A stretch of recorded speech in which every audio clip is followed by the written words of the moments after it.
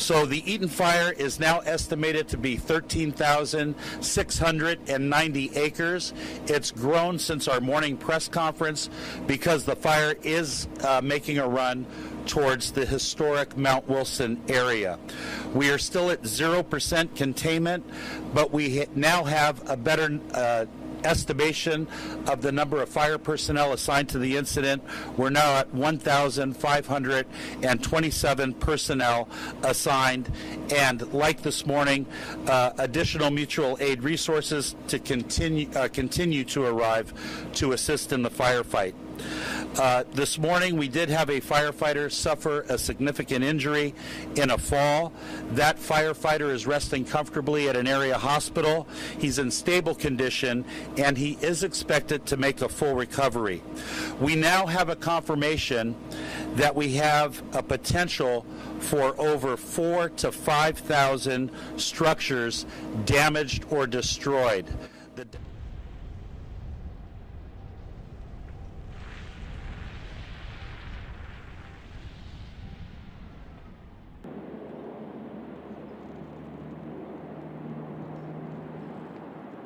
There are so many active situations here between these two neighborhoods, fire approaching both of these neighborhoods. I've got to tell you, in some cases, you can already see where the brush clearance behind some of these homes has already spared the homes. If the brush clearance wasn't there, if they hadn't cleared the area around their property and their backyards, they would already be on fire. But a fire on Kenneth is now multiple fires. I know it's all one fire. We call it the Kenneth fire. But as I look out the window from the helicopter, there are fires in various directions. We're talking about a large area where there are multiple fires burning and now multiple neighborhoods being touched at the same time. I just want to make that really clear. This isn't like one specific body of flames that these crews are trying to chase. They've already got tankers showing up. They've got helicopters over here. They are trying to flood the zone with structure protection, and they will do so at all costs to save as many structures as possible.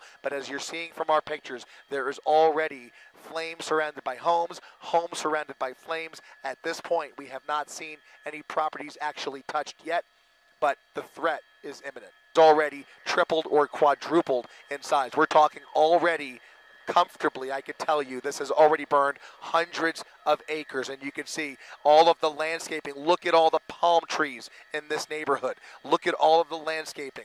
Look at people already trying to get in their cars and getting out of Dodge. It is time to get your essentials and get out now. Grab your pets.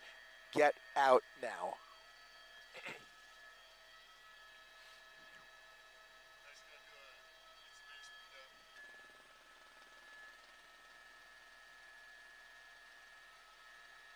Yep, that's the, what was that, the County Hawk? I'm sorry, that's a Colson. That's a quick reaction force. The quick reaction force now jumping into action here as that Sikorsky just dropped a couple thousand gallons of water on that hotspot just behind that very large home, is now under the gun. This is just west of the neighborhood. Your headset's off. Sorry about that.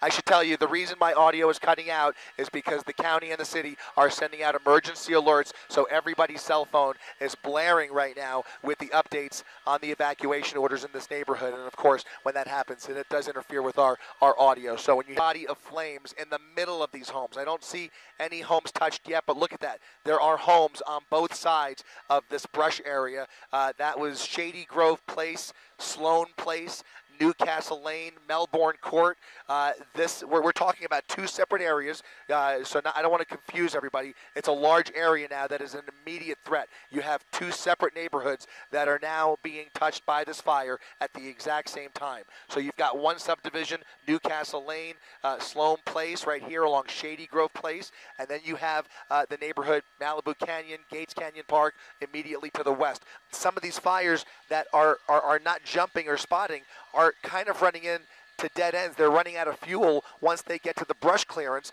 and those houses could be saved because of that brush clearance. That brush clearance buys time for those homeowners and for the fire department to get there, get the structure protection in place, even in a wind-driven fire where it's so easy to jump over a fire break or a road, or even if you've done the proper brush clearance, the wind could easily jump it, but you're still buying time. You're giving yourself every chance. Eden Park Drive between Adamore Road and Thousand Oaks Boulevard. Thousand Oaks Boulevard is the main street that runs through this neighborhood, and there is fire in this community that is brushing right up against these homes. Devastation out there is catastrophic in California. Thousands of houses, schools, businesses burned to the ground. Communities wiped out, lives lost, families forever changed. They're the worst fires to ever hit Los Angeles, ever.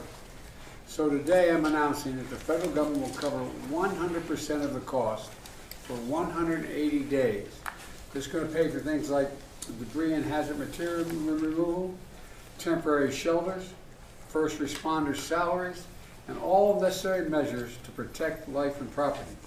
And folks, I want to underscore, I told the governor and local officials, spare no expense to do what they need to do and contain these fires and in their communities that have really been devastating. I'm leaving this office very shortly, but it's not about the politics. It's about giving people some sense of security that we're going to be able to get this under control, but it's going to take time. And it's going to take time. And like I said, in the next little bit, we're going to be going back to Congress asking for some more help on some of this stuff. And I hope they're ready to step up because we can afford it. And like I said, we have a little infrastructure bill that's over $1 trillion. It's going to be able to help a little bit.